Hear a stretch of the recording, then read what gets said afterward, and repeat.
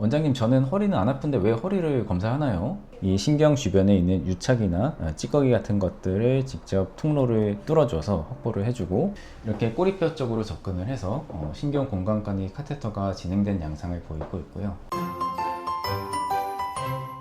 안녕하세요. 통증을 알기 쉽게 설명해드리는 통증의학과 전문의 박찬호 원장입니다.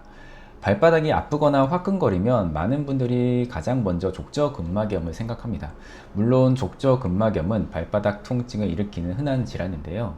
하지만 발바닥이 아프다고 해서 원인이 항상 발에 있는 것은 아닌데요. 오늘 말씀드린 50대 여성 환자분도 처음에는 발바닥 문제로 치료를 받고 계셨습니다. 5개월 전부터 발바닥이 화끈거리면서 찌릿한 느낌이 시작됐고, 시간이 지나면서 종아리 바깥쪽까지 시린 증상이 이어졌다고 하셨는데요. 특히 종아리 바깥쪽으로 마치 에어컨 찬바람 쐬듯이 싸늘하게 느껴지는 통증이 심해졌었는데요. 여름철에는 찬바람을 맞을 때 증상이 더 심해져서 일상생활도 상당히 불편한 상태였습니다. 환자분께서는 이미 다른 병원에서 족저근막염이라고 진단을 받고 체충격파 치료를 꾸준히 받아오셨는데, 하지만 수개월 동안 치료를 받았는데도 증상은 크게 호전되지가 않았어요. 오히려 시린 느낌이 발바닥에서 종아리까지 점점 더 넓어지는 것 같아서 걱정이 되셔서 내원을 하셨습니다. 제가 이 환자분을 진료하면서 주의 깊게 본 부분은 발바닥 통증보다 종아리 바깥쪽으로 이어지는 시림과 저림이었습니다. 반면에 이 환자분처럼 화끈거림이나 찌릿함, 차가운 느낌이 종아리까지 이어진다면 단순한 발바닥 염증만으로는 설명하기 어려운 문제가 있습니다. 이런 증상은 신경이 자극되거나 눌릴 때 나타날 수 있는데요. 그래서 저는 발보다 허리를 먼저 확인해야겠다고 판단을 했습니다. 환자분은 이렇게 물어보셨는데요. 원장님, 저는 허리는 안 아픈데 왜 허리를 검사하나요? 환자분 입장에서는 너무나 당연한 질문입니다. 하지만 허리에서 시작된 신경은 엉덩이를 지나서 제 종아리까지 이어지게 되는데요. 그렇기 때문에 허리에서 신경이 눌리게 되면 엉치 쪽이나 종아리 쪽, 발바닥 쪽까지 시림이나 저림 증상이 발생될 수가 있게 되는 거죠.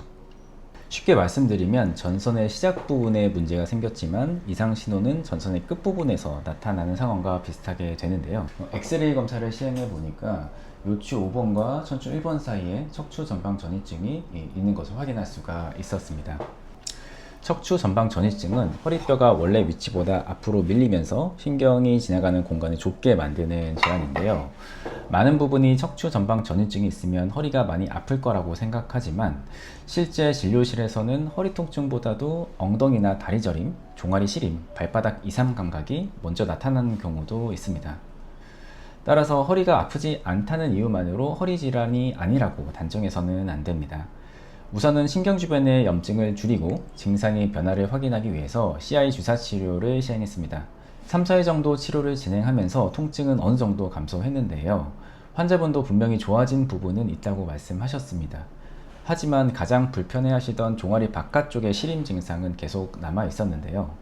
찬바람을 쐬면 증상이 심해지는 양상도 큰 변화가 없었습니다. 이럴 때는 주사를 계속 반복하는 것보다 왜 증상이 남아있는지를 다시 확인해야 합니다. 주사 치료는 신경 주변의 염증을 줄이는 데 도움을 줄 수 있는데요.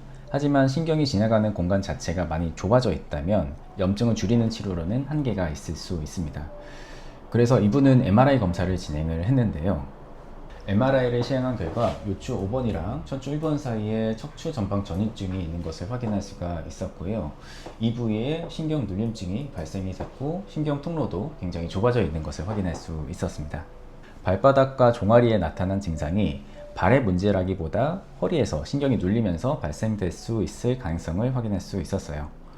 검사 결과와 기존 치료 반응을 종합해서 환자분께 신경 성형술을 설명드렸습니다.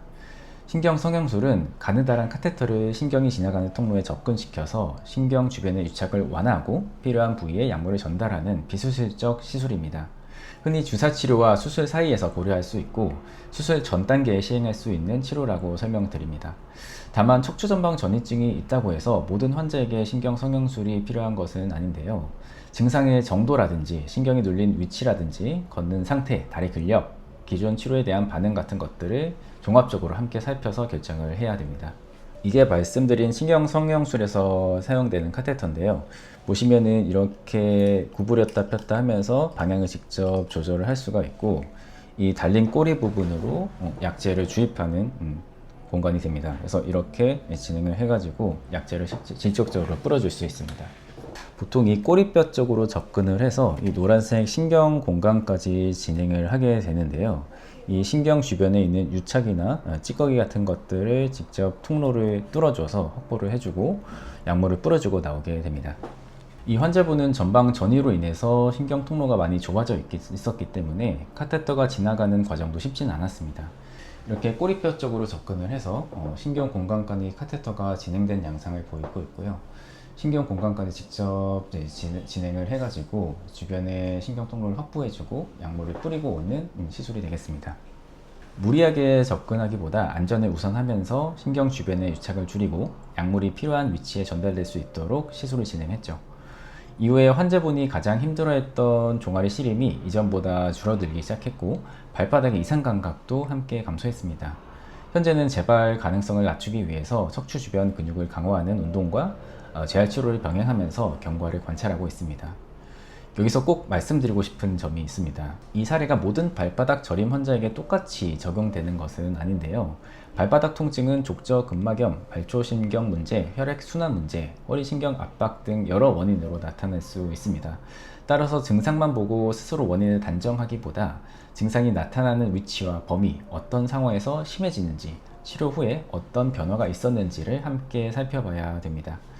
특히 발 치료를 꾸준히 받았는데도 좋아지지 않거나 발바닥 저림이 종아리까지 이어지거나 화끈거리거나 차가운 느낌이 반복된다면 허리에서 시작된 신경 문제도 확인해 볼 필요가 있습니다. 저는 진료할 때 아픈 부위만 따라가기보다 왜 이런 증상이 생겼는지를 먼저 찾으려고 합니다.